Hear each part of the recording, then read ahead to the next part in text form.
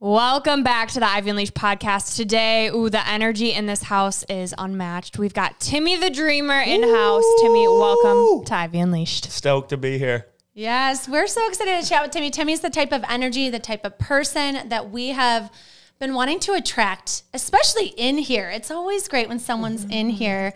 And Timmy is from Minnesota. Yep. Timmy has a huge mission.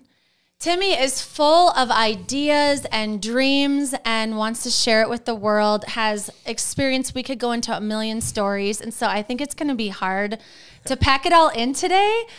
But we want people to know you and know what your mission is. So let's just start with what you're doing right now, what you're trying to do here and in the U.S. All right. Right now, I'm on this mission to be the first person ever, which I actually just found out recently, so now I can say that, which is fun, to give 50 speeches in all 50 states at schools across America. And my speech is called Dreamology 101. So it was all created from this idea that when I was in school, I felt like I did everything right. Like I was actually kind of the nerd. I loved school. I showed up, I worked hard, and yet when I got to the end of my schooling experience after I finished college, it was the worst time of my life. I was confused and lonely and anxious, and I was like, I don't want to do any of these things that people are telling me to do with my life.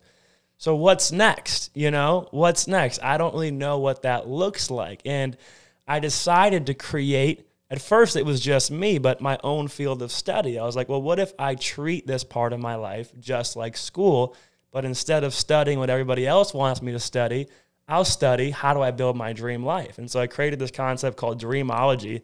I now have a Word document in my computer, actually. It's 300 pages. I've literally documented everything that has happened since 2019. And that whole journey, this last 5 years, going all across the country, doing all the things I've done, changing all the lives, then I was like, okay, I think it's time for me to do something with this. And so created Dreamology as a speech, as a workshop, going to schools, and along with that, as you guys know, created Dreamer State University, which long-term, the vision is to be the school of the future, helping kids chase their dreams, change others' lives, find mental health and happiness with both digital and digital courses, coaching, community, but also in-person events, retreats, and all the different stuff. Someday, hopefully, a big campus, our own Dreamer State campus. But it's been a crazy journey. And so, yeah, right now, I mean, the mission, obviously, the school year is about to start. By the time this drops, the school year might have already started. But it's attack the Midwest, move out west where I have a lot of connections because, as you know, I've been living in Los Angeles as well, and then work my way south, go up east, and along the way, go to schools, change lives, do philanthropy, throw events, and just literally create this whole movement of like, hey, this is the future of education and inspiring kids to tap into their dreams and the life they really want to live. Because at the end of the day, I always say there's two paths we can take. It's not thousands or millions. It's not, oh, you can be a podcaster or a drop shifter or crypto or influencer or this or that. It's, no, there's two paths. Like one is the path that you see everybody else taking, that your friends are taking, your parents want you to take, society wants you to take. The other one is the one for you. Mm-hmm. There's one path designed for you. Your gifts, your skills, your passions, your purpose. Your job is to follow that path and trust it and have faith that it's going to take you where you got to go. Oh, I love it. I love it so much. And what I'm thinking right now is that path is lonely, right? The one that isn't normal to society. So the fact that you're talking about this, we're talking about this today, we are making it the norm. Like that is the goal, that what actually makes you happy, and find that and dedicate your life to that. And that's exactly what you're preaching. 100%. It's amazing. 100%. The loneliness is a huge part, and that, again, was the hardest part for me because growing up, we talked about I played basketball. I always had a ton of friends through basketball. In college, it was fraternities, and so I had all these different typical male friendships through, like, sports and drinking beer, but then all of a sudden it was like, oh, I want to go start a business. I want to travel the world. I'm interested in personal development. I'm interested in philanthropy. Oh, okay, all of a sudden I'm alone. All my friends just moved to Chicago and New York and big cities and are taking big jobs. And all of a sudden I don't have a crew to do this with. And that's a period that I think almost everybody has to go through when you're trying to, I don't want to say reinvent yourself, but discover who you really are. And it's like when you go on that journey, that can be lonely, but I also learned a lot of lessons of, for me, my life changed when I found a group of guys to be able to talk about my dreams with. We actually call ourselves the Daydreamers. And every Monday night, this cafe, French Meadow in Uptown. See you there. I'm not a dude, but I'm coming.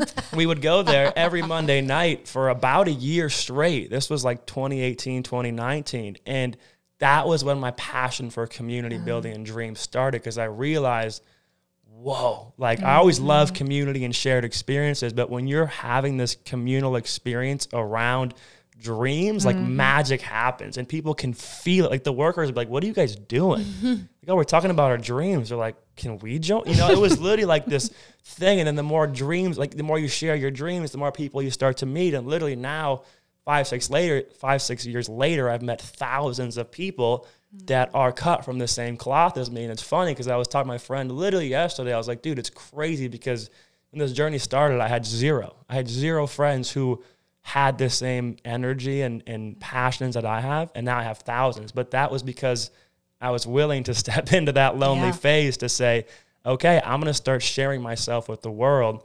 I'm going to start showing up in spaces that align with that person. And again, a part of this is always just trust and faith that those people then are going to come into your life if you're also out there doing the work. So and sometimes it takes you shedding the people that don't believe in you or think you're crazy or dim your light because they don't feel that same permission to step into their own creativity, their own big dreams. And it's just the way that a lot of people were raised. And I think about my own experience. Like I always felt like I could do whatever I wanted or be whoever I wanted. My parents were like very supportive in that way, but that's not the norm in these schools. And then, you know, you go through high school and you don't know what jobs are available. You know, there's like, you could be a teacher, you could be an accountant, you can be, you know, and so I love what you're creating. So can you give us a little taste of what you want to leave these kids feeling when you walk into a school, you're on that stage, you've got their attention. How do you want them to feel when they leave that room?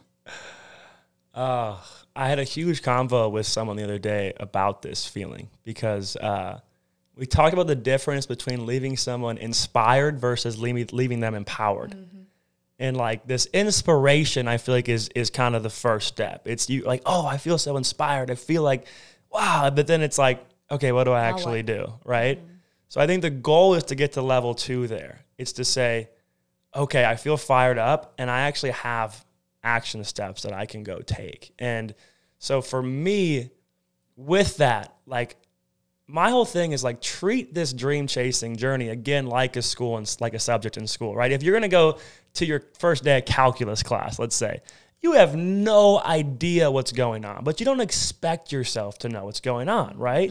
You show up, you go to class, you study, you take the practice test, and you might not get an A in calculus, but when you show up to test day, you're going to know more than when you start. And that's just a 3-month period. I think the problem is we expect ourselves to be straight A students at our dreams before we even start. And we all know like this journey takes 5, 10 years. Anybody that you follow that has done anything impressive, it's a 10+ year journey. And so I really tell kids, I inspire them to say, I hope you don't have it figured out. Because what I'm really saying is I hope that in your mind, you don't think you need to have it figured out. Even Jesse, who we look up to, Jesse Itzler always says, like, your 20s is for discovering what you're good at. Your 30s is for getting good at it. And your 40s is for making money off of it. And it's like, that's such a good philosophy because what if we removed that pressure of, I need to have the answer. That anxiety of not knowing, I feel like whether it's work or a relationship or anything in your life, you just want to latch on to something to just feel secure about it. But then you realize, well, this thing might not actually be what's for me versus if you say, the unknowing is actually a great place to be. I'm going to show up, try, learn, be all in, grow, meet people. And through that journey, I'm going to end up where I want to be. So for me, it's like what I do at the end of my speech is I talk about my whole journey and how I committed to this contract with my dreams and I built these dream mates, I call them. I go on this adventure and at the end, I have students close their eyes and I have them, I basically say like those 2 paths of life. Imagine the first one doesn't exist and fill up your brain with all the things that you could possibly want to do with your life, all the people you'd want to see, all the places you'd want to go, the kind of person you'd want to be. And then I have them go to that world. I kind of lead them through this dream manifestation. Then I have them write them down, share them with others. And then I have some students come up on stage and share their dreams. And then everybody's supporting and cheering and clapping. And at the end, it's okay. What is one action step you can take leaving today? And who's one person you can go share these dreams with? And then it's like, okay, now every week when you finish that one task, go to the next task. And if you get in the habit of just doing that, then you're started. Then you're off to the races. So it's like, get them to think about their dreams, get them to write them down, whether they're specific or not. Like for me at the beginning, like when I was struggling with the anxiety and I didn't know what I wanted to do with my life, it was, I want to find a purposeful career, I want to be happy, and I want good relationships. That's not specific, but everybody tells you need to be so specific. It's like, how are you supposed to be specific if you don't know, right? Like it doesn't make any sense. It's like you have to start broad, and it's this game of getting more narrow over time as you explore. But that narrow might be here, it might be to the left, it might be to the right, but it's okay to start broad. And I think then you're working your way to figuring out, well, what does make me happy? And what does give me purpose? Because those are questions you can actively work on versus like, I don't know what I want to do. Oh my gosh, I feel anxious. And then you just do nothing, right? It's asking yourself those open-ended questions so that you can tap into what is actually right for me. Because you compare it to calculus, and I'm just thinking that's got curriculum. You know exactly what to follow. Right. So when you took this as, okay, I'm going through school, I'm learning, how did you know what to follow? Because it wasn't mapped out. No, and I think that's where you lead with those questions. So, for example, let's just take the mental health, the anxiety and the mental health. And I'm like, okay, well, let me see what I can find. And I found this class. Yale University was offering this digital class for free because it was during COVID, and it was called like the Science of Well-Being. And they were studying what are scientifically proven things that make human beings happier. If there is things that can make the whole concept was, can humans become happier? So I took this course, and they found out there was these 8 things that can make human beings happier.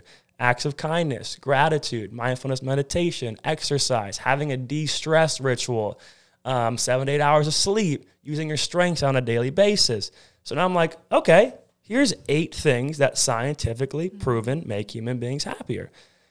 And I keep going on that journey, right? When it comes to purpose-driven work, it's, okay, let me see if I can find an exercise online or something that can help facilitate that. Well, I found the work of the Blue Zones, and they have this concept called Ikigai, which a lot of people know about. A combination of what you love, what you're good at, what the world needs, and what you can make money off of. And I say, okay, I usually kind of put the make money off to the side to start, because I feel you can make money off of pretty much anything in today's world. But it's like, what do I enjoy? Well, I always enjoyed leadership, and I love community building, and I love communication and speaking. Okay, what if I get into events? What if I get into podcasting? What if I try to start storytelling? Okay, now we start making videos. Now we're doing podcasting. Now we're trying to host things. Oh my gosh, here's this guy, Charlie. And then so it's kind of like, it's messy, right? But it's like taking one step again of like, okay, here's this question. At the end of the day, we can go on ChatGPT and be like, yo, how do I find purpose? And it will probably give you 30 good options for like things to try. Yeah. But you have to be willing to try. And that's where like allowing yourself to not be the A+ student, to start allowing yourself to say, I don't know. And I'm okay with that. I'm okay with putting myself out there, because I know that the only way I'm going to be able to know is if I jump into the deep end and then fail and try and fail and try and fail and try until I figure it out. What I love is that you're showing people the path. Like, you're showing up endless days in a row. You're looking to book these schools, and you're showing like, I'm trying to be patient right now. Like, this is hard. Like, I believe, and I have faith, and I have trust this is going to happen. Yeah. And you're putting yourself out there. And I think also normalizing the vulnerability of that. Normalizing like it's not an easy thing to have your dream job. You do have to work. You do have to show up. You do have to fail. You do have to. And with Brooke and I, we don't like to pretend like we know things we don't. We're like, we don't know what we're doing. Right. We weren't trained in business, but we know we want to share our lessons with the world. We know we want to have experts or people share their stories and come in and inspire people. And so we're just doing it imperfectly and showing up. And I think you're normalizing that process too by showing people your process of landing. Like, you're not just waiting to have this reel of 50 states. You're showing people like, hey, This is who I am. This is what I'm trying to do. And I'm starting from scratch right now. Can you help me? For sure. And I love you mentioned that, because I think this can probably relate to an older audience of, you build something that is good, right? Like when I was working with Charlie, we had a following of 9 million people. We were collaborating with celebrities like Oprah and Steve Harvey and Jake Paul and all these people. We were touring the country. We were working with the biggest brands in the world. I was living in a mansion in Bel Air with Charlie and our team. And it's like, for a lot of people then, right, that equivalent might be, well, I already have a good paying job and I already have these things. And you have to then jump off this pedestal of something you've created or something you've built and jump back into the unknown. And I didn't realize, like, my amount of empathy has grown so much for people, because that is a hard thing to do. Because you're like, well, I'm supposed to have it figured out. I'm Timmy. I'm the COO of the foundation, and I'm Charlie Rocket's manager. And now I'm the kid who's trying to figure out how to book speeches, and to still find that confidence. Like, that's been a huge journey this year of, like, I always say, remember who you are. Like, remember that you can do this, because when you're trying something new again and you don't know how to do it, all of a sudden your mind starts to play tricks on you of, like, are you a failure? Like, but you did this thing. And I think about, former athletes, former celebrities, former musicians, how that crash must be so devastating. We give so much slack to, like, oh, well, you should be fine. You were in the NBA, or you did this, like, you're good. And now they're like 45. It's like, that was their identity. The mental anguish they probably went through. And that goes for anybody. I'm going to leave this corporate job, but I have 3 kids, and I can't even imagine what that would feel like. You know what I mean? It's like, I can't even imagine what that would feel. So it's like, we all, at some point, again, it's just that choice we have to make. There's probably no right or wrong, but you have to decide for you, what is that right choice? And for me, it was like, I'm going to jump off this ship because I know this is what I'm supposed to do. And I'm going to share the journey. And like you said, it's been a journey. And it's funny because, again, most people think this is supposed to happen immediately. Where I know, my mentor, Brandon Collinsworth, he's always like, I gave a speech at Ohio State University last year, and it was like my first one at a school. And he's like, great, you're at hour 10 of 10,000. Keep going, And I love that. I didn't have that mindset for the last 27 years of my life, but now I have some mentors who are really like, dude, like, this is not about this year. This is about 10 years from now. Like, how are you showing up to ensure that every day you take steps to where when you are in your mid-30s, you are exactly where you want to be. Don't cheat the process. He always says you can't skip from white belt to black belt. You could try, but you're going to get your ass kicked, right? You can't do it. And, I think for me, it's like, even though I have this big public goal right now, I think I'm able to remain calm because I know it isn't about how fast I do this. It's about how I do it. Do it the right way. Show up every day. Chop wood, carry water. Show up every day. Chop wood, carry water. Learn, grow. Go to the gym. Take care of myself. And then let it evolve the way it's supposed to. Well, that really speaks to the trusting. Right? You have this knowing, okay, I know this is what I'm supposed to be doing. There's patience. There's trust. And we always say it's like 90% mindset. Oh my gosh. This game.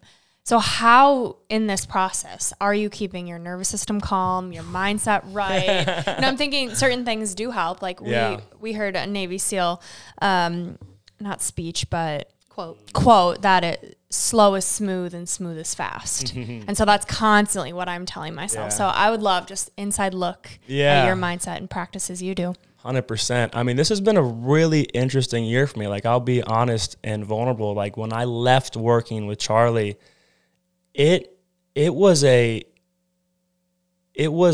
emotional, there was a whole emotional suitcase I didn't want to open. I'll just put it that way. Like, the journey was, I always say it's so yin and yang. People don't understand success. People assume that when you get these things that your life's just perfect. I said, no, your problems quadruple.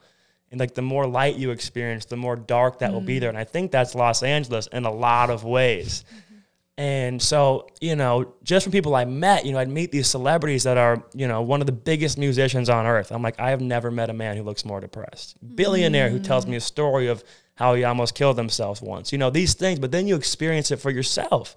Oh my gosh, I got 12 employees and they're all in their young 20s and they have their own issues and they're coming to me for it. And then one of our business partner passes away. And then the first person leaves the team. And then this happens. And then we're helping a young girl with cancer and she passes away. And the dad's crying in your arms and it's like, I didn't have the skills to be able to do all that. So then when it all ended with Charlie and me and him split up, it was all there. And so I was trying to start this next chapter of my life and I was excited about it, but I felt so heavy and I felt so anxious and I felt so beaten down. And so a big part of this year has truthfully been giving space for that first. Like I tell people, the most important goal of my life right now is not the 50 speeches in 50 states. It's my personal and spiritual growth. And I have allowed myself to feel, and I think that's a big part of it. I mean, this year cut out alcohol and coffee and weed. I now drink coffee 1 day a week again. It's my treat. But I cut it out for 200 days, and now it's like, okay, use it 1 day a week strategically, but don't make it the thing that you use to wake up and hide yourself from the fact that you feel, you know, anxious or tired or these different things. So I cut out all my vices, and it's not because it was like, honestly, I want to be healthier. It's because I knew that I was using all of them to avoid how do I really feel. So this year, it has just been honestly a journey of let me actually tap in with that. And the first couple months were brutal. I mean, because I'm like, I feel sad all the time. I was like, what is going on? But then, and the party was like, is this worth it? Like, would it be easier to just smoke a little weed at night? Would it be, you know, California, it's legal. Everybody's doing it, right? So why am I putting myself through this? Would this be easier to just have the cup of coffee every day? But then eventually you're like right now, I'm like, oh my God, I feel so much mental clarity. And that was on the other side of from January to now, 7 months of these vices are gone. Besides, at my brother's wedding, I had 1 glass of wine. It was on a vineyard. I had to do it.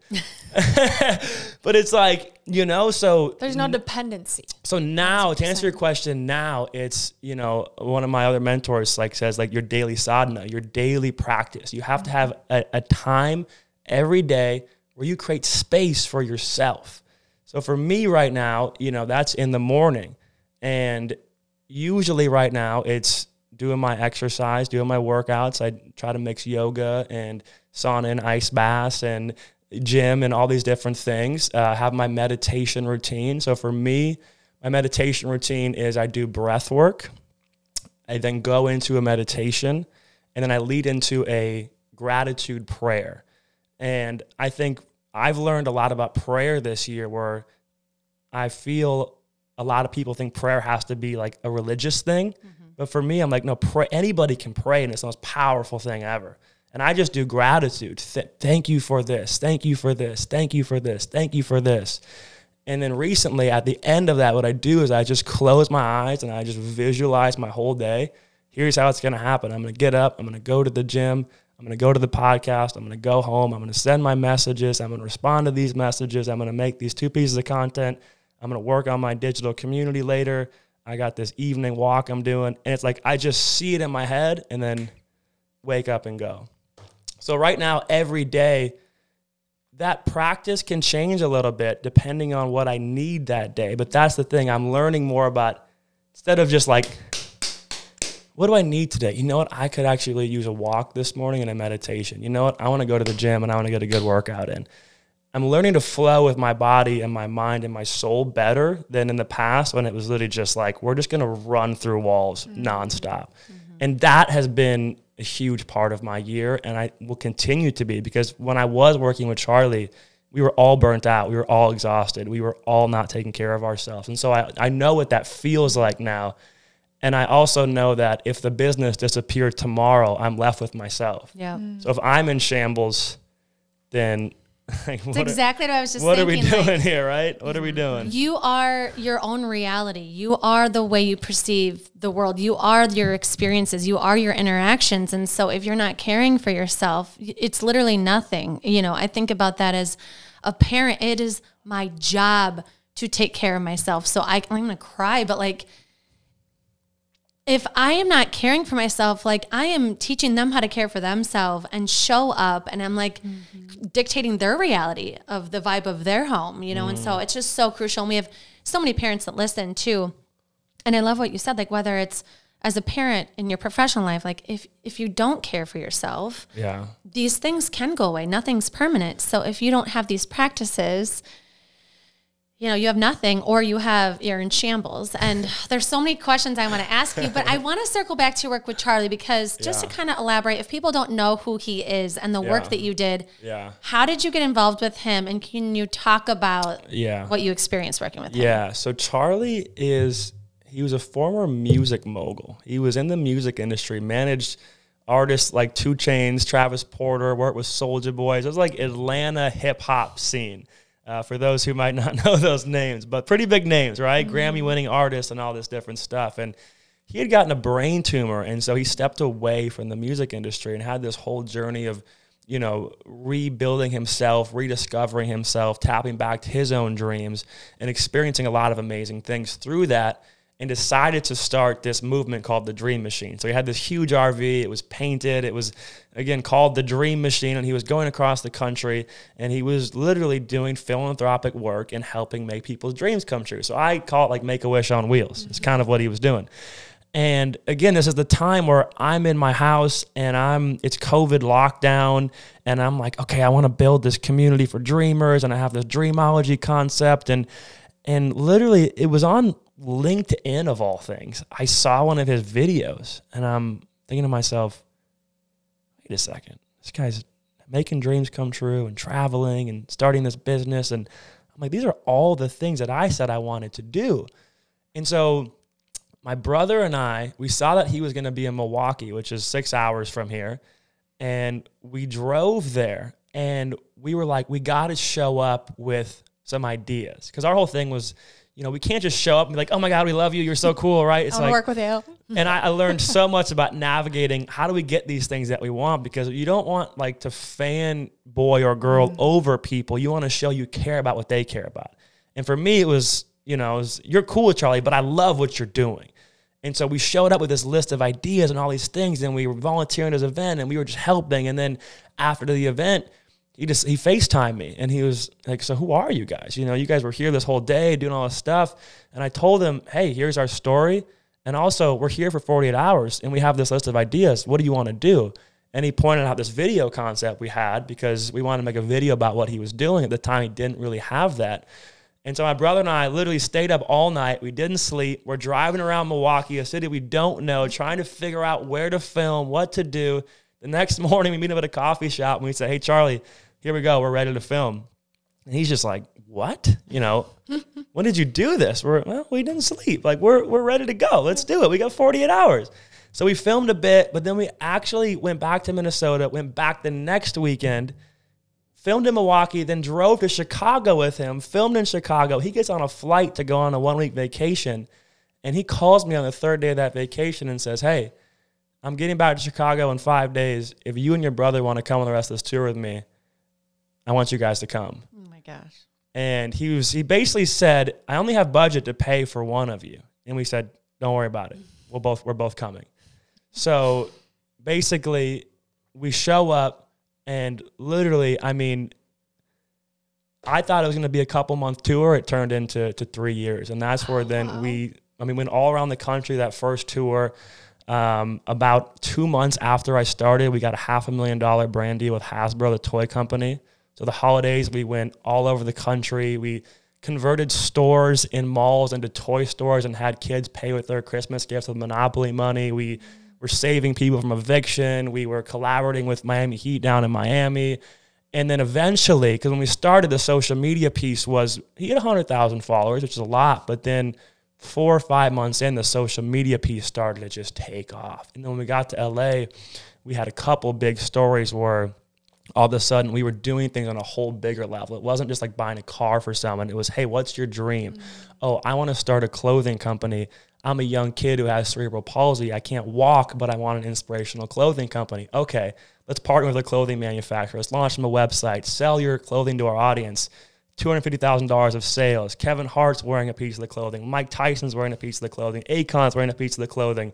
His life's changed. He's walking. He's so close, but like his physical health's getting better, mental. So then it became those things on repeat. And then we started to get millions of views. It grew to 9 million followers. Celebrities were getting involved. Other brands were getting involved. We did a second tour across the country, and that was just like insane. We called it the $1 Million Road Trip. So it was like, we're going to give away $1 million across the country. We ended up giving away $3 million on that road trip. With finishing in Kentucky, tornadoes ended up hitting and wiping out a whole town. So we decided to detour and finish the tour in Kentucky over the New Year's, over Christmas. We were literally in a motel in Kentucky on Christmas Eve with our team, having dinner with this amazing woman who ran the motel, who made a turkey dinner for us. Oh my gosh. And that's what it was, our little squad, and we were going all over, and it truly was really, really, really amazing. And Charlie is still doing the work. He's still out there doing his thing. And as I mentioned, last April, we had a really big chat about the direction and where we wanted to go with it and how we wanted the organization to kind of operate. And we just didn't see eye to eye. And so I decided to leave. But he's still doing his thing, still crushing it. And, I'm now on to the next adventure. But, I mean, the things that I learned, the people that I met, the place, I was truthfully a child when I left. A sponge, I'm sure, just absorbing. Yeah, it really I learned, he's like, we were growing so fast. Timmy, hire a team. Okay, here's an application, 500 applicants. I interviewed 95% of them. I hire a team. Okay, Timmy, you're leading. All right, lead team meetings. Okay, we need content. We need to.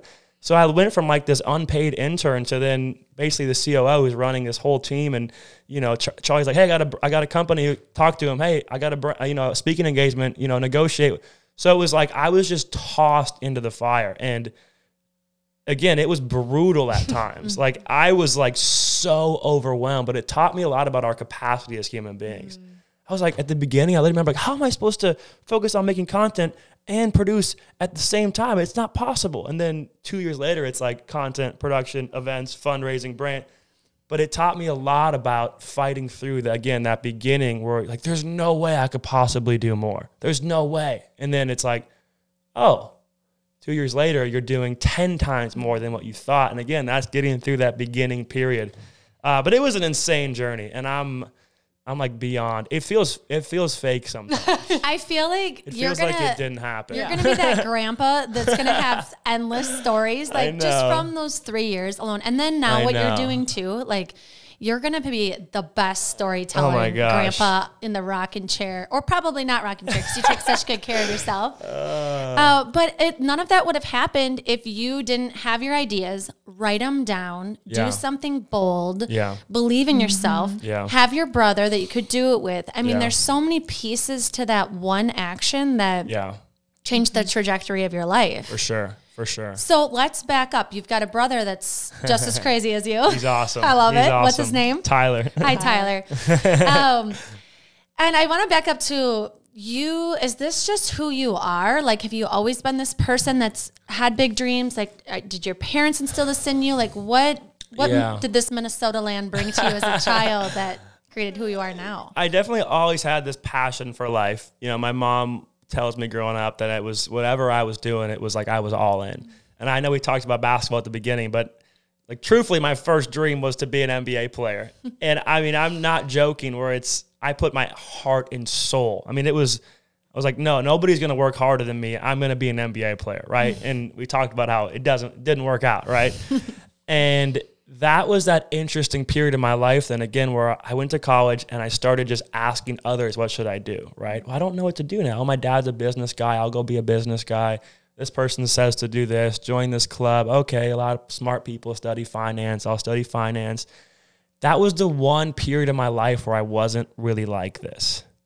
And I realized because I stopped dreaming. And if you notice in every post, I say, keep dreaming, keep dreaming. Every social media post, because it's like, the dream is an evolution. Like I didn't fail at basketball. At the time I thought I did, but that was just part of my journey to take me to the next step. And in that period when I wasn't dreaming, that was when everything in my life was the worst. Like I felt the loneliness. My mental health was the worst. My physical health probably wasn't even as good as it could have been. All these things. And so when then I made that decision to say, I'm going to go after my dreams, then I tapped back into that energy. And I was like, I want to be as excited about life as I was about basketball. And then I started to realize how freaking fun this stuff is.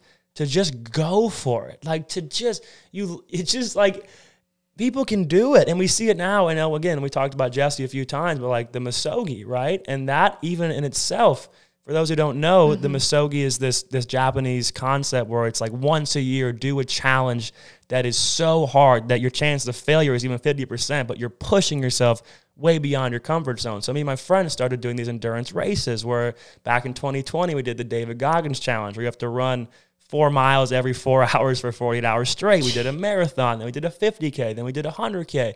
And all these things were like, I can't run 62 miles in the mountains. What?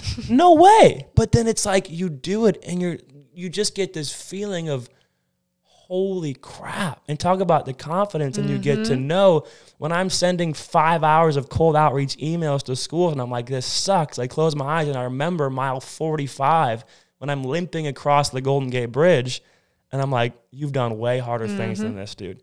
So this part of me now, it's alive. And I'm like, I don't want my life to ever not be this, whether it's business or personal, or when I start my own family someday, it's like, I want to be all in because that's how we get the most of life. That's how we can maximize this thing, right? Like we might not know, like I say sometimes, we don't always know if we're making the best decisions, but we can always make the best of our decisions. Like show up at your best. And then a year later or 6 months later, reevaluate. Yeah, you know what? Maybe I shouldn't be doing that. But it's like, my mindset is always just be all in on what you're doing. Be all in on where you're at. Be all in on the journey because that's how you're actually going to be able to make the most of it and look back and have some crazy stories and memories to go with it, right? Oh, so I love that. We talk about it like when we're in that space together, we call it just delusional energy. And that's actually when we met you, we were in that space. We were at the Twin Cities Expo and we were like, we don't know what's happening here, but we are going to give this 110% and our energy to these random strangers walking by. And honestly, the only booth that matched our energy was your booth. Yeah. Like we felt so like drunk on energy in there because we were just feeding off each other, playing music, and you guys were doing the same thing. Yes. I call it dream drunk. Yes. Dream drunk. I love it. And you don't need alcohol to get drunk. It's the best. It's the best place to be, but I want to circle back to the loneliness and just like how contagious energy is and having boundaries around that because, you know, the majority of people don't feel this way. Like when you were just talking, like my energy's up, I'm feeling elevated. I have like tears in my eyes. I'm like, let's send some cold emails. Yes. And it truly is to me the way to be. And I've always been a dreamer. I've always been like that. And when you get talking with people that aren't in that state, you feel it sinking. You feel your energy getting down. And so do you have any practices around protecting your energy to keep you in this state? Great question. Now I do. I did not my entire life. So talk about crazy stories. In December, I spent 2 weeks in Peru. And I mentioned earlier, Brandon Collinsworth. He's my biggest mentor. He is an absolute beast, if you don't know who he is. He hosts these leadership retreats in Peru, and they are intense. Like, it is 2 weeks of you are going to get cracked open, and everything is going to come out, right? And one of the things that one of the coaches, they bring 9 world-class coaches. So it is like you have got a Avengers team of people that are, you know, this one man, he looked at me and he just goes, 4 months of no. He goes, when you leave here, everything is a no. He goes, don't give me what about? No. He goes, you know what I mean. Everything that is not completely aligned with your being is a no.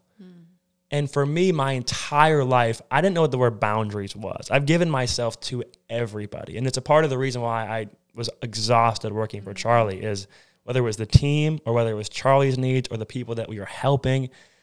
You know, we could talk about like what my therapist has said, but you know, it's like as a kid, I was the youngest child. I had no actual physical responsibilities. So it was emotional responsibilities of being the guy that makes people happy. How that showed up as an adult is if I'm not making others happy, then I'm not doing my job. So then it leads to people pleasing. Then it leads to, I need to make sure everybody is happy. Everybody likes me. Everybody is, and then you run yourself into the ground. So at the end of last year, despite leaving Charlie, doing these things, going on all these races, doing these crazy retreats, by the end of the year, I was so exhausted. And then I learned, I was like, dude, everything that you're saying yes to is a trade-off. If you say yes to this, that's less time with your brother. If you say yes to this person, it's less time with your mom and dad. If you say yes to this, it's less time with yourself. If you say yes to this project with this company, it's less time on your dream. We only have limited time and energy. And I did not really realize that until this year. It sounds simple, but it's like, how many times do we do things and not subconsciously realize, oh, I just sacrificed the 2 hours I was supposed to give to myself. And this year, I have been just like, shout out to my guy Sly, because he was like 4 months of no. And I mean, there's been a couple times where I've done things I was like, I didn't want to do that. But for the most part, it really has been, when I'm planning my week, it's me first, it's my people second, it's my dream third. Anything after that is going to be extra. And it kind of ties into, there's like random studies, right, about, hey, you only need 3 friends. I don't know if you've seen those studies, right? It's like you need 3 good friends. Again, with this mindset of everybody needs to like me, it's a part of the reasons why I probably have so many relationships in my life, which I'm grateful for. But there's a difference between having a lot of friends and feeling like you need hundreds of friends. Mm-hmm. And I think for me, you know, I throw these huge events in LA, a couple hundred people. And for a while, it was like, that was actually filling my own personal cup of like, okay, cool. Like I'm relevant. I'm cool. I'm popular. But then it's like, that's over and you feel empty and a little bit lonely. Versus like, I'm going to make sure that my 3 good friendships are really tight and strong. Now I don't need this. Now this is a cherry on top. Now I'm doing this because this is what I want to do professionally for my purpose. But this world of all these people and all these influencers and this and that, I don't need them to like me to feel whole about myself. I got a great relationship with my mom, my brother, my dad, my family, my closest friends. I'm straight. Everything else is now extra. And that's been a huge flip for me this year and some people, you know, get a little bit upset. But at the end of the day, I've just told people like it is. Hey, I'm spending time with myself, my family, and my dreams. And like, I love you. I respect you. I appreciate you. We are going to see each other again. We're going to talk again. But right now, like, this is just where I'm at in my journey.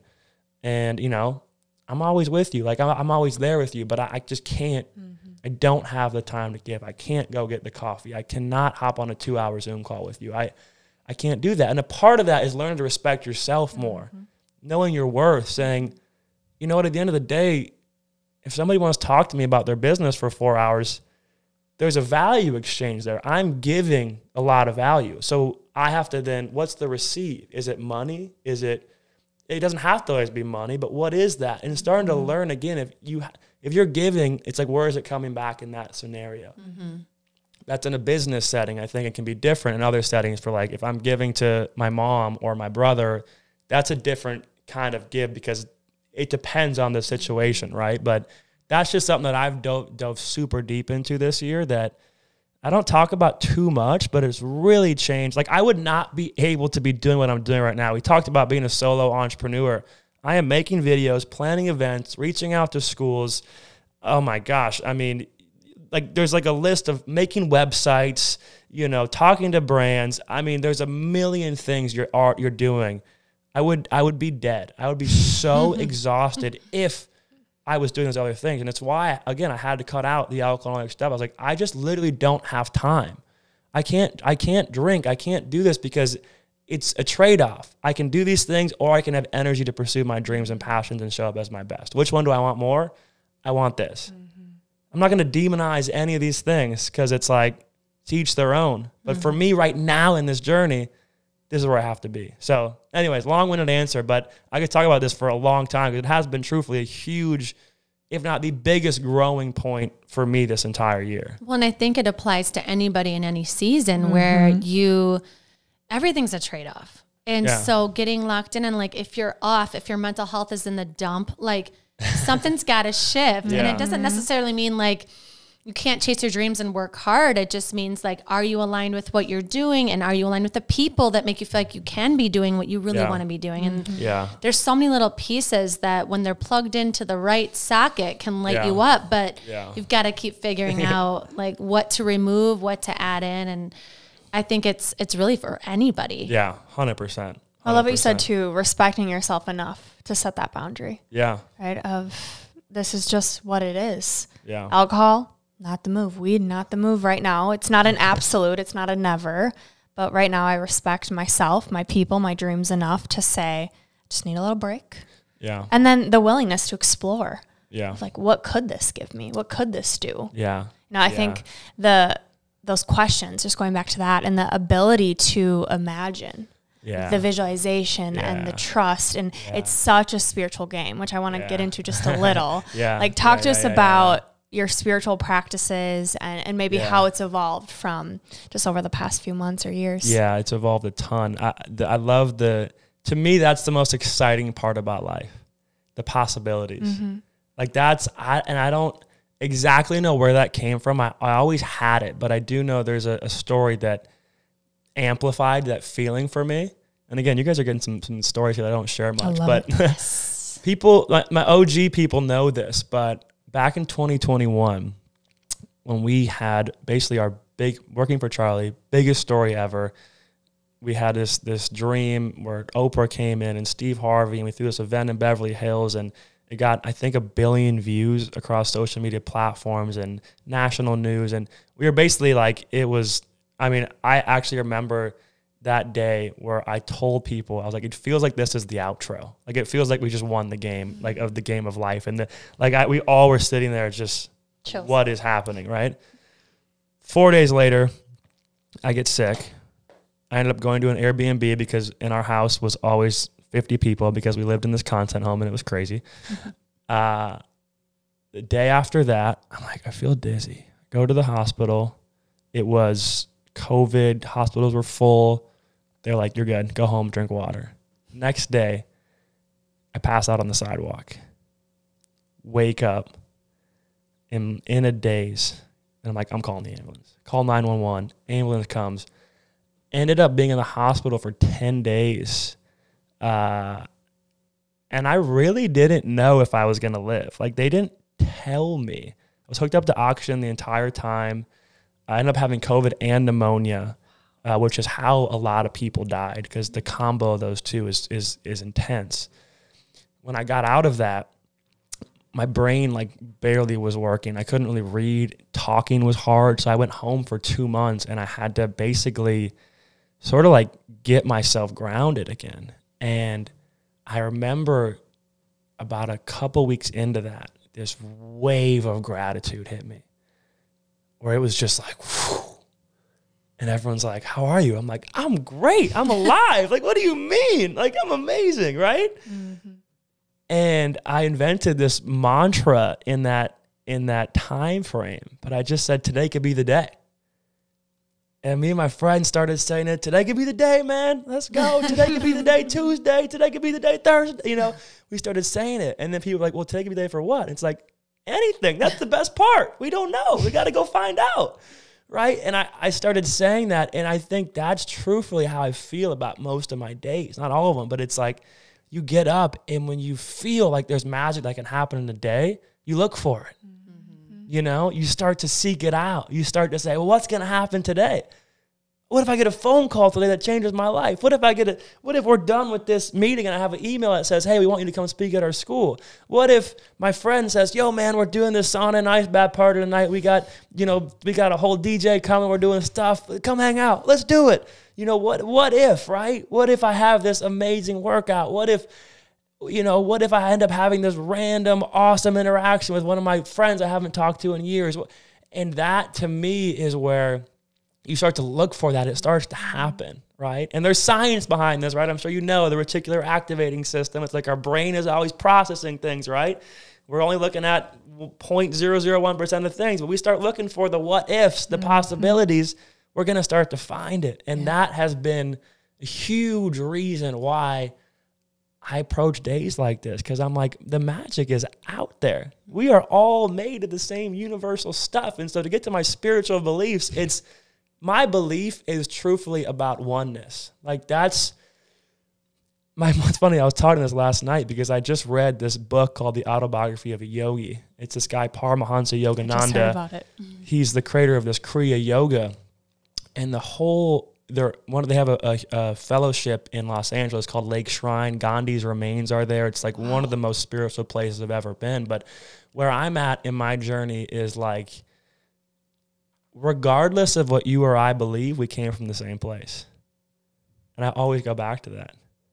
Regardless of if you say you're a Christian and I'm a Muslim, or if you're a Buddhist and I'm a Hindu, or you're Jewish and I'm this, we came from the same place. Like I am you, you are me. We are all made up of the same atoms as the universe.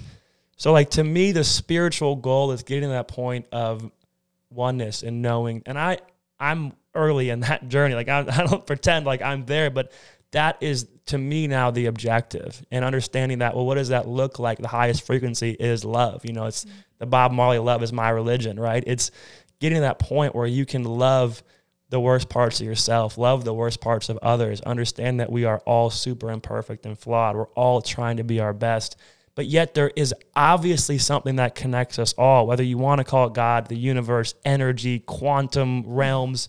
We are clearly connected. Like it is so obvious. No matter what you believe, every spiritual text, 95% of them are saying the same thing. Science is saying the same things that the spiritual texts are saying. So it's like we can't miss this, in my opinion. Like this is like, we are connected. What we do matters. Our life matters. And showing up with this idea of love and oneness and togetherness and having empathy for each other and knowing that we're all in this together, like that to me is where my spiritual journey has landed. And it's why I love some of these principles of this Kriya Yoga and the book I just read, because that is their entire philosophy, is to get to this point of, they call it self-realization, but it's this oneness. It's this ultimate connection with God and with everything in the world. And so I'm early on this journey, but I just started learning about some of these things this year, and it really has validated some of those gut feelings I've had in my core of like, I don't like how we draw so many us versus thems when it comes to our human experience. Especially this time of year, specifically. The election and politics, religion, you name it, you know. And so I get it. It's hard to not do, but it's something where when you're looking at someone and be like, oh, screw that person, you're like, well, wait a second. Like, maybe maybe they actually have the same things going on as you. They just are trying to go about it in a different way, or, you know, and that's how I'm trying to show up now. So that spiritual piece of it is really big for me, and finding that it's called Lake Shrine in Los Angeles. That to me has been an awesome spiritual hub for me, because they have these Sunday sermons, and then you can go to the meditation gardens and you can pray. Oh my gosh. I knew I needed to move to LA. It's insane. It's insane. The Gandhi Shrine, you walk up and your whole body gets the goosebumps. Stop. It's insane. So it's really cool. So that's, it's a little bit like, you know, and the funny thing is I read this whole book and it doesn't even tell you what Kriya Yoga is, because it's like, it is like this, it's this meditation and prayer method to connect with God. And so you basically have to get trained in doing it. And so I think my next step will be taking those lessons to try to learn that. And then that'll get added into my ideally daily, you know, prayer of, you know, adding that to the journey. But again, with anything else, they talk about how, hey, this is not you do it for a week and you're good. This is a 30-year journey of, you have to do this. And it's like anything else, it takes time. So well, it's like entrepreneurship, self-growth, right? Everything we've just been talking about, it's the willingness to do the work and know that it never ends. Never ends. Well, and you're such a great person to follow because of the humility you have. Like, you keep making yourself the beginner, and you keep starting from scratch and teaching yourself and learning. And as much as you feel like you're just at the beginning of this, no, you're not. You're so evolved. You are so self-aware. You have had so many life lessons at such a young age already. Like being able to follow you and watch this journey, I feel so privileged. I can like, you just talk, I'm going to cry. Like having you sitting here with all the things you're saying, like I can't wait for my kids to hear you and watch you and be at school and you're on the stage talking to them. Like you are who our kids need to hear. I'm so grateful that you're sitting here today. Can't wait to listen to this back myself. And also, your first school is going to be in Minnesota, and we're going to come. Yes. Let's go. So we want people to know where to follow you, how to get involved. If they're like, my school needs you. Yeah. How do they find you? How do they email you? Tell them everything. For sure. For the speaking, if there's a school out there, dreamerstate.com/speaking is where I have my speaking landing page, and it has a video and all the different things. And that's, you can contact me there. So if there's any schools, or if you know any schools, I'm ready. I'm ready to hit the road. And then as in the other side of thing, for the Dreamer State side of stuff, just dreamerstate.com/community is probably the best place. You know, you can enter your email, and then I mentioned by the time this podcast is live, I might have it ready, but I'm building out my virtual campus. So that's going to be this digital hub for the community to connect. So as I go all over the country now, people will be able to be united. We'll put our courses in there. I want to get Dreamology guest professors. I'll probably have you guys in there at some point. Yes. So start to get other knowledge in there, offer some coaching and stuff like that. And then I always think you update people up to date on the in-person stuff. So right now it's these quarterly socials. So I like to kind of theme it off of school stuff. You know, your spring break, your school's out for summer event, your fall social, and then we can have our once a year, our annual retreat. So it's in the works. I don't know if it's going to happen this year, but either this year or next year, we will be doing a New Year's Eve manifestation retreat where we go somewhere. The locations are probably going to either be Maui or Costa Rica. See you there. And we're going to do, a whole experience with that. So, and that's going to be kind of our study abroad, you know. So all these things, again, it's kind of brick by brick, but dreamerstate.com/community if you're an individual who wants to join, /speaking if you will have schools or stuff like that. And then just Timmy the Dreamer on Instagram is where I'm the most active. TikTok, I'm starting the journey. It's on there as well. So just got my first lead from TikTok. So I'm like, that's sweet, right? You don't need 1 million followers to get leads.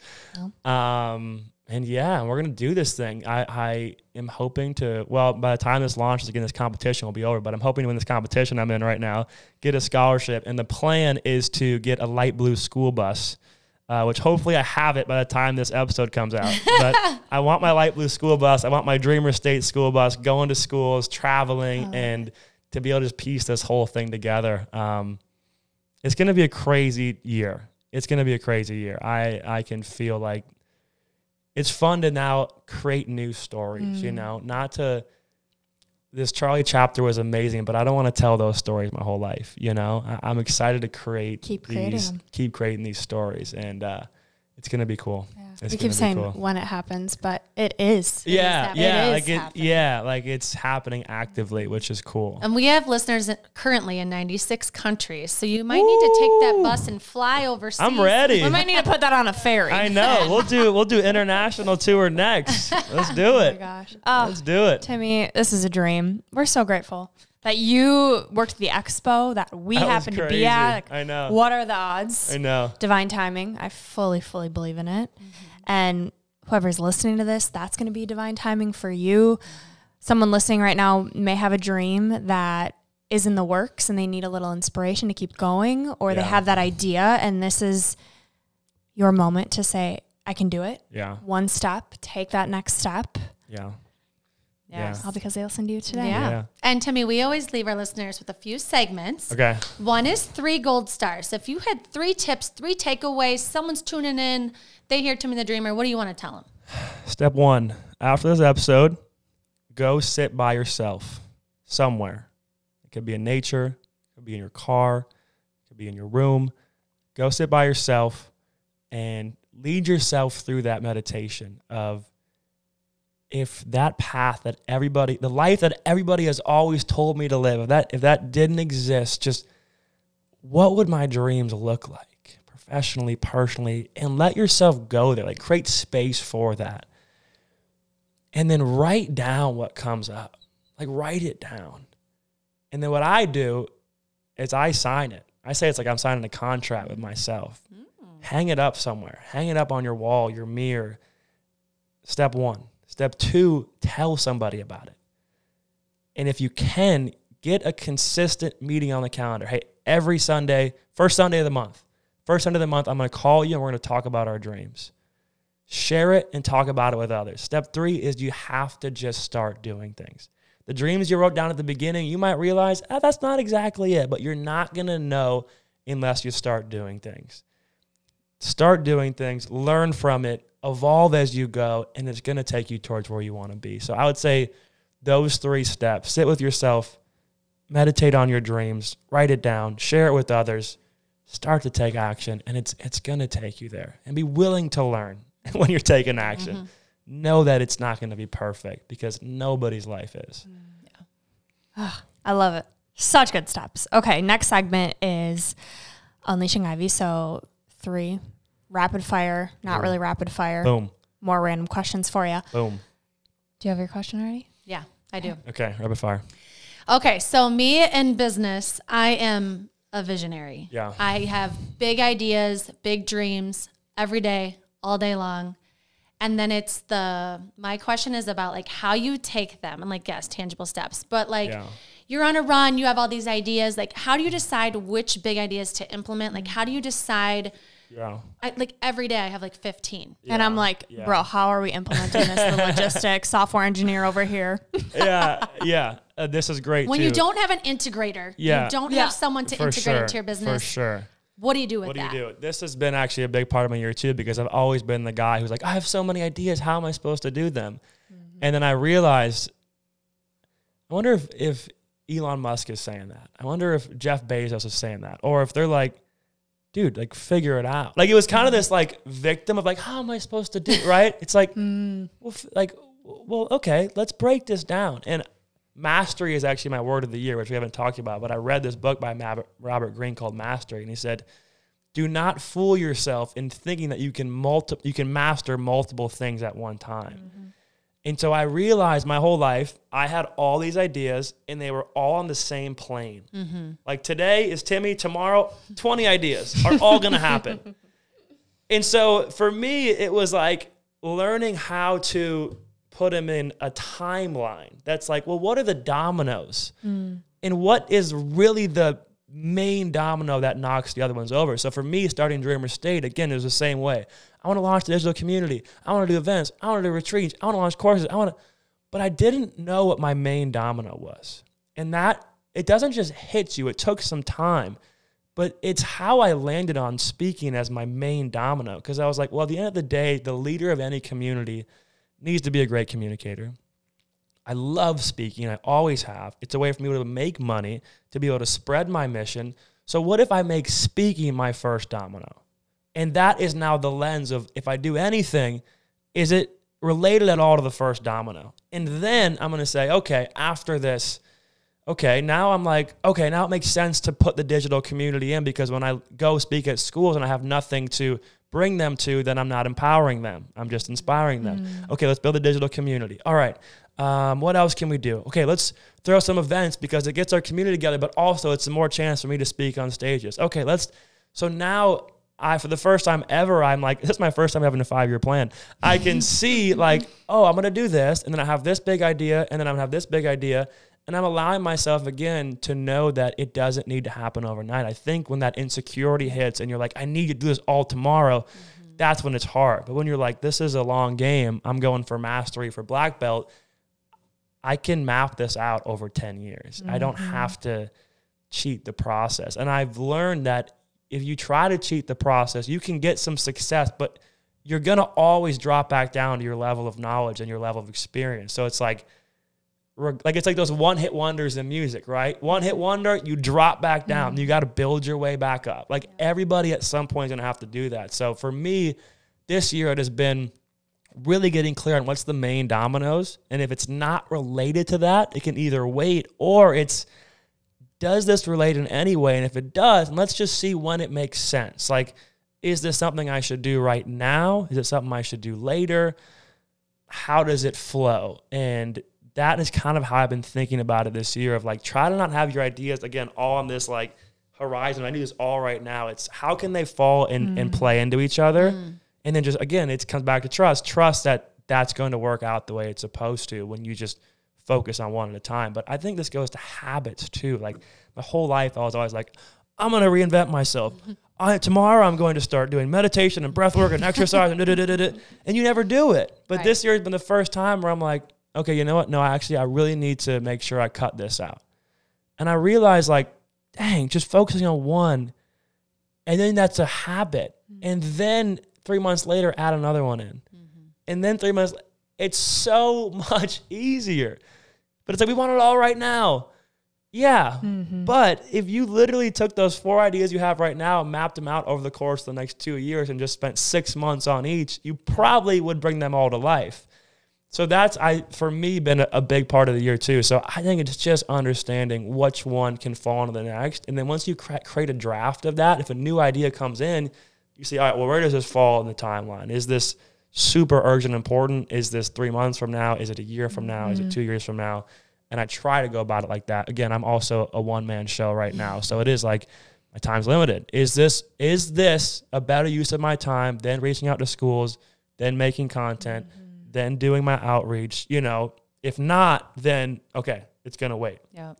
Or I find a time to get some extra credit. On a Saturday, I'm going to get some extra credit. Serious, you know what I mean? It's like, okay, I want to build my digital community. All right, I'm doing it at probably 6 p.m. tonight. I said, okay, I started on Tuesday. I'm like, this needs to be launched by the time the tour starts. All right, let's start building out our first course. And I'm like, let's just sit down and do it. So finding those extra pockets of time where you're like, all right, I'm not going to sacrifice a work day, but on a Saturday, I'm going to go to the gym and I'm going to take 4 hours and I'm going to try to get started on it, right? So it's each up to every individual, right, to decide what that looks like, but you can't do it all. Yeah. Can't do it all. That's great advice. Great advice. Okay, my question is around being in the self-help, personal development space, also being a dreamer. Right? As a one-man show entrepreneur, you could spend all day just absorbing the information from other people. For sure. So how do you find that balance of trusting you have everything you need to go out there and get it done, but also wanting to evolve and learn? What does that look like for you? Yeah. It's good. It's funny. Literally 2 days ago, I was like, how funny are humans? Because the universe, literally, like scientifically, is always expanding and growing. So if the universe is literally expanding and growing, like how naive would we be to think that we are done growing, right? It's like, so kind of knowing that we're designed to grow, not because of a place of lack or, again, like I'm not enough, but like this is what we're designed to do. We literally grow. We start as babies, we become children, we become adult. Like we literally grow. So I think knowing that that's a core function of being a human being is like, okay, this is a part of my purpose as a human, is to grow. And so I'm going to do it from that place instead of the place of lack. Now, if there is those wounds or those things that make you feel like you're not enough, then I do think, again, like anything we talked about, space needs to be created for it. My mentor I talked about, he has a whole TED Talk on self-love, and he talks about, can you love the parts of yourself that you deem most unlovable? Can you celebrate the parts of yourself that nobody celebrates?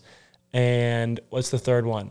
There's a third one in there, but basically, like, you know, can you learn to love these things and grow from a place of, I understand that I have these things, but I'm not doing it out of this shame and this spite of myself, and I'm the worst, I suck.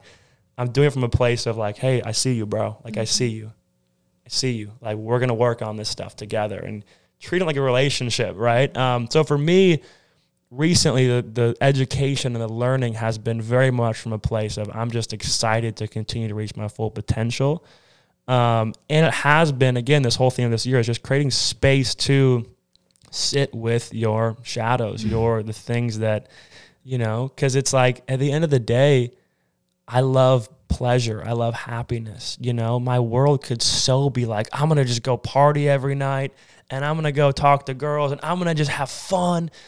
Like, that's my shadow, right? That's the fraternity kid in me. And that's there. I have to respect and know that, because if I don't understand that, then that could come out in a very ugly way in the future, right? That could come out in the form of, when men cheat on their wives or do something terrible, it's because they're not acknowledging, oh, I want pleasure, I want satisfaction, and the young boy in me knows these other ways to get it. But I have to know that's there and be like, I see you. I know what you want. You want fun, you want love, but I see you. We're going to get it in other ways. But if it's just like, I'm going to ignore it, I'm going to ignore these parts of myself, and I'm just going to grow, and I don't, it can come out. And I think we all see some people like that, where they're at that part of their journey. And I think I've been there, we've all been there, where you're growing, but you're doing it from a place of like, there's just a lot of this negative emotion.